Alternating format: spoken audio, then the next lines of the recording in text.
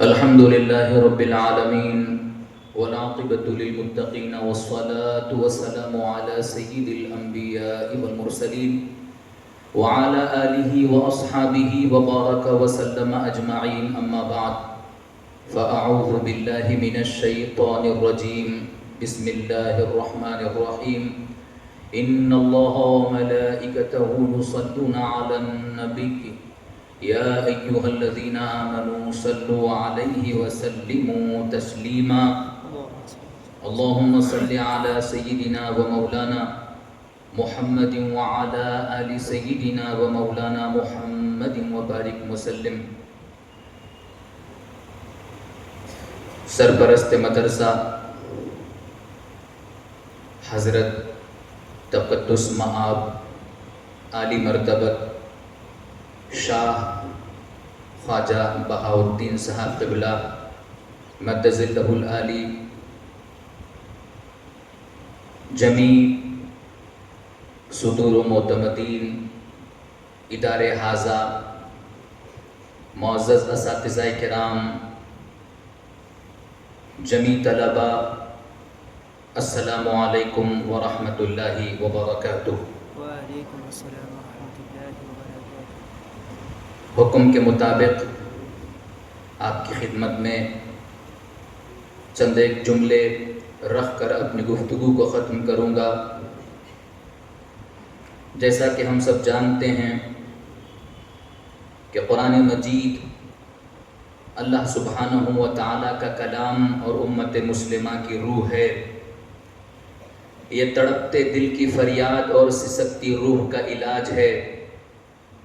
اسی نے درندہ صفت انسانیت کو جھنجھوڑ کر ایک حیات آفری پیغام دیا.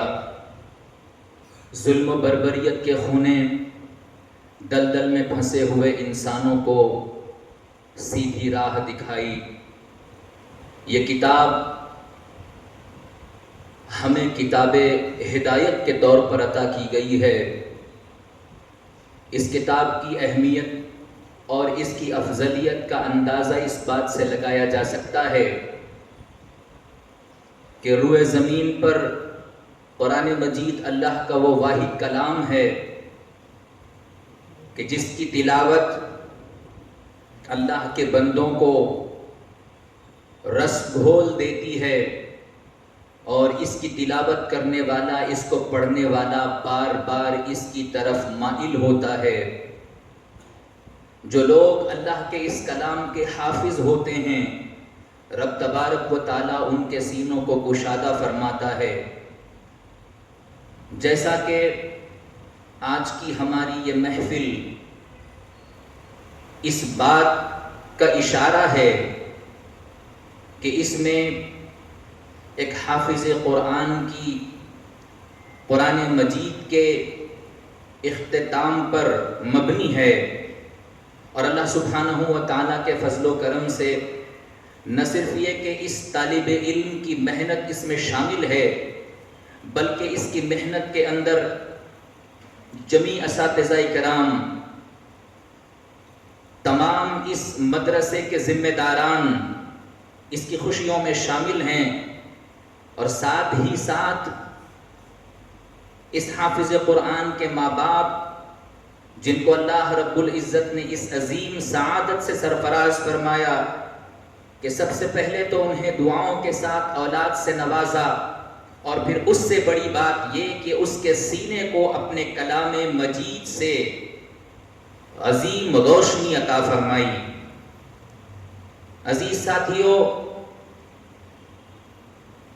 اللہ سبحانہ و تعالیٰ کے کلام کی عظمت ہے کہ جہاں حضرت سیدنا داؤد علی نبینا علیہ السلام پر نازل ہونے والی زبور کے بارے میں بزرگان دین اپنی کتابوں میں لکھتے ہیں کہ لحن داؤدی جو کائنات میں مشہور تھی، حضرت سیدنا داؤد علیہ السلام جب زبور کی تلاوت فرماتے تو روئے زمین کی تمام مخلوقات آپ کے اس کلام کو سننے کے لیے اکٹھا ہو جاتی، جمع ہو جاتی.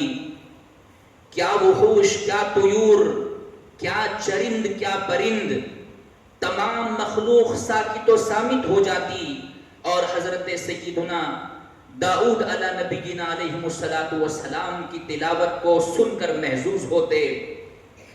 لیکن قرآن مجید اللہ رب العزت کا وہ شاہکار کلام ہے کہ جس کے بارے میں بزرگان دین لکھتے ہیں کہ یہ تو زبور کی بات ہے کہ اس کو سننے کے لیے روئے زمین کی تمام مخلوق اکٹھا ہو جاتی ہے. فرماتے ہیں کہ جب اللہ کا کلام قرآن مجید پڑھا جاتا ہے، اللہ سبحانہ و تعالی اس کلام کی طرف متوجہ ہونے کا حکم نہ صرف یہ کہ زمینی مخلوق کو دیتا ہے بلکہ آسمان کی نورانی مخلوق فرشتے بھی اس کی تلاوت کو سننے کی طرف متوجہ ہو جاتے ہیں.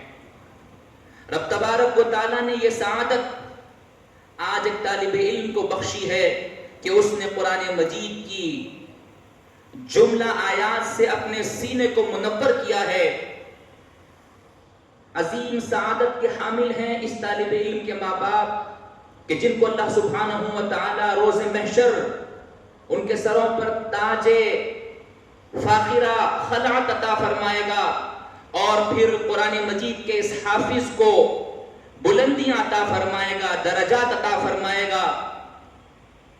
میں اللہ رب العزت کی بارگاہ میں دعا گو ہوں کہ رب تبارک و تعالی ہر طالب علم کو قرآن مجید کے حفظ کی سعادت سے مالا مال فرمائے.